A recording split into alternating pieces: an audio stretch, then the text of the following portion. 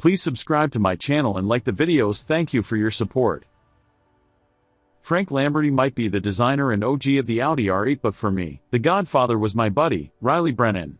The editor of Winding Road magazine at the time, working under the great David E. Davis Jr., Brennan called me on a random weekday afternoon to ask about getting some lunch. When the door buzzer rang at my apartment, I walked out to see what could have been mistaken at the time for a wheeled spaceship in the parking lot. In 2006, I of course knew what the R8 was. Audi's knife-edge design graced the pages of every big motoring magazine around that era and found its way, in fewer pixels than you could imagine, onto the proto-auto internet, too. But seeing the thing in person had me gobsmacked, especially being that we were in Ypsilanti, Michigan, at the time. Despite not even getting behind the wheel, I remember that ride and day very well, as it was one of those "oh damn, I'm really doing this" moments in my journey of writing about cars for a living. The R8 and I both got started in the business at the same time, and it's always had a special place in my heart as a result. Audi invited me to WeatherTech Raceway Laguna Seca last week amidst the Monterey Car Week festivities without knowing any of that. The 2023 model year marks the end of production for the machine, and the German brand wanted to celebrate what is arguably its most important ever vehicle with a big send-off. A host of media was joined by the aforementioned Frank Lamberty, and racing legend Tom Christensen, who won Le Mans in the original Audi R8 race car in 2000. In 2001. In 2002. In 2005, Dude is Fast. Audi brought along two variants of the final iteration of the R8 road car, one boasting quattro all-wheel drive as you'd expect, and one rear-drive coupe. The logistics involved in getting three cars, the two R8s plus Christensen's RS e-tron GT pace car, about a dozen journalists, and support staff to the trackside staging area during the Rolex Monterey Motorsports reunion is time-consuming. Given plenty of time to chat with the other riders, I was interested to learn that many of them had never been behind the wheel of an R8 before. For them, this lap and a half of lead follow at Laguna was analogous to my lunch date 17 years earlier. Quite the come-up. I was a little shy about being the old guy in that company, but chatting with the journalists whose first time behind the wheel would be at R8's last lap brought to mind all of my touchpoints with the car in the past. That exercise didn't require a deep dive into my ever worse memory banks, either, as any day or week with the R8 turns out to be pretty unforgettable. Sometime in 2009 I commandeered an R8 4.2 for a long weekend and drove it across the state with my then-girlfriend to visit my family.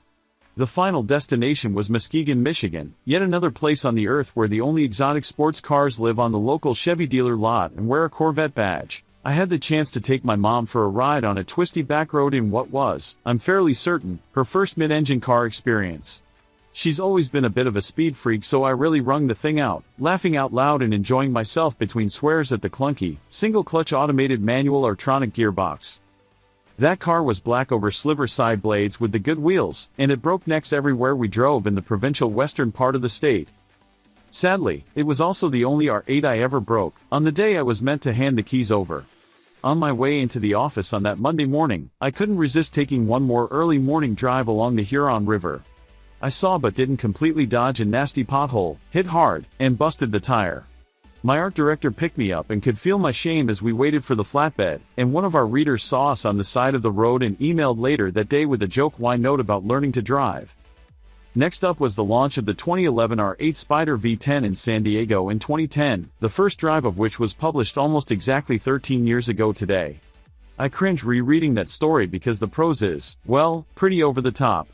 But I can close my eyes and remember how excited I was to write the piece after a day of open-top corner crushing around the California coast and mountains.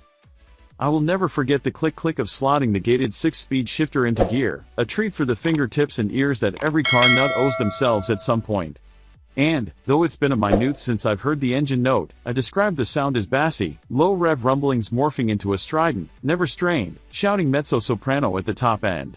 Which tracks with my memories. There was another coupe that I can't seem to dig up on Facebook. Remember Facebook?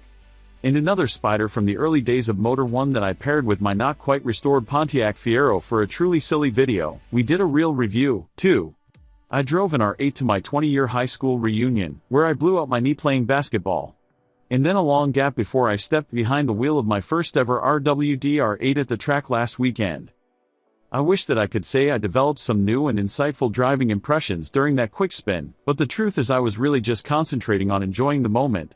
For a more serious analysis of how the current and final R8 rear-drive car goes down the road, I'll encourage you to reread our piece from Jonathan Ramsey or just watch Mr. Le Mans himself do the lap in the video above. I can say that, with 562 horsepower delivered only to the rear wheels, I was slightly more circumspect coming out of the faster corners at Laguna than I may have been in the Quattro. And I'm certain that, despite this last drive branding, I'm going to be asking for a last set of R8 keys before this epically angled beastie is retired from the media car fleet. The subtle steering, palpitating V10 soundtrack, and crazy grip of the send-off car all track with my fond memories of R8's past. And of course my smile after getting out of the car, 1.5 laps and half a career after that first ride, was as big as ever.